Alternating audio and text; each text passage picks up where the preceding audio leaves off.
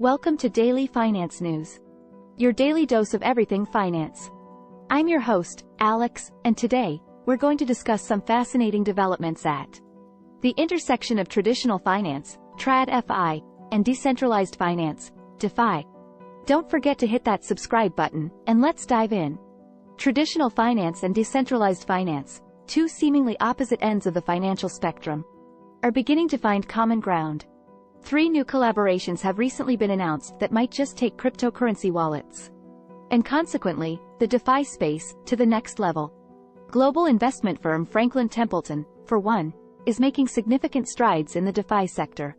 The company recently unveiled the first US-registered mutual fund to use a public blockchain for processing transactions and recording share ownership. A feat that hasn't been achieved before, this represents a significant step towards integrating blockchain technology into mainstream financial services. Franklin Templeton has chosen the Stellar blockchain for this purpose, a platform known for its scalability and efficiency in handling financial transactions. This mutual fund will offer an annual interest of 4.5%, a competitive rate compared to traditional savings accounts. In another innovative move, Franklin Templeton has also launched a mobile app that lets users explore tokenized securities and invest in the world's first tokenized money fund.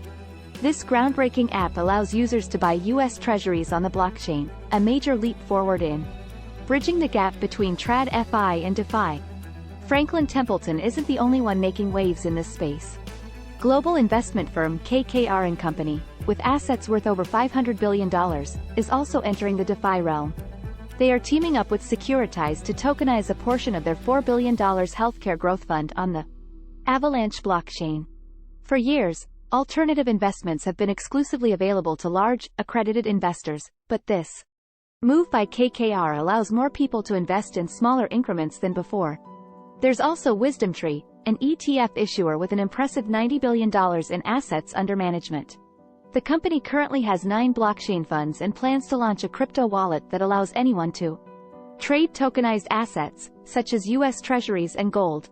This initiative by WisdomTree could boost mass adoption of DeFi by making it easier for everyday investors to participate in the tokenized asset market. Another innovation that's sparking interest is the concept of smart accounts. With these, you could potentially log in without needing to keep track of long alphanumeric keys, a common issue with traditional crypto wallets. These accounts even allow for social recovery mechanisms, so you can regain access even if you lose your credentials. But the possibilities don't stop there.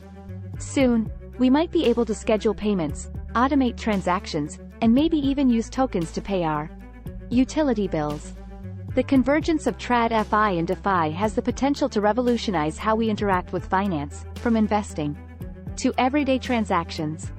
The idea of a global reserve currency has been around for centuries, with different countries holding the crown at different times.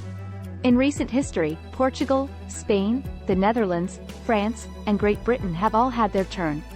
But since the end of World War II, the Bretton Woods Agreement established the US dollar as the world's reserve currency, backed by gold.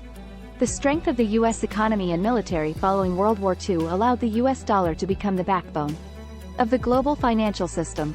Other currencies were pegged to the dollar's value, and international transactions were settled in dollars. This dominance of the dollar allowed the US to fund its global economic and military aspirations by issuing more dollars than it had in gold reserves. However, the Bretton Woods system began to unravel in the 1960s when the US continuously ran trade deficits and printed more dollars than could be backed by gold. This led to a loss of faith in the dollar and ultimately resulted in the collapse of the Bretton Woods system in 1971. It was then that US President Richard Nixon made the infamous announcement that the US would no longer exchange dollars for gold at a fixed rate. Despite the end of the Bretton Woods system, the US dollar has maintained its position as the dominant global reserve currency. However, this dominance is beginning to wane. Factors like the volatile US economic environment, political instability, rising debt levels, low interest rates, and the weaponization of the currency have led other countries to seek alternatives to the US dollar. So, what could replace the US dollar as the world's reserve currency? Let's delve into 5 potential options. First, there's the euro. The euro has emerged as a major global currency and has gained importance as a reserve currency. However, it's unlikely to replace the US dollar as the world's reserve currency in the near term due to several reasons. Political fragmentation. The European Union, EU, is a political and economic union of 27 member states, each with its own national interests and priorities. This fragmentation makes it difficult for the EU to present a unified voice on global economic issues. Economic instability. The Eurozone has experienced significant economic instability in recent years, with high levels of debt and unemployment in many countries. This raises concerns about the long-term stability of the euro as a currency. Lack of a unified fiscal policy.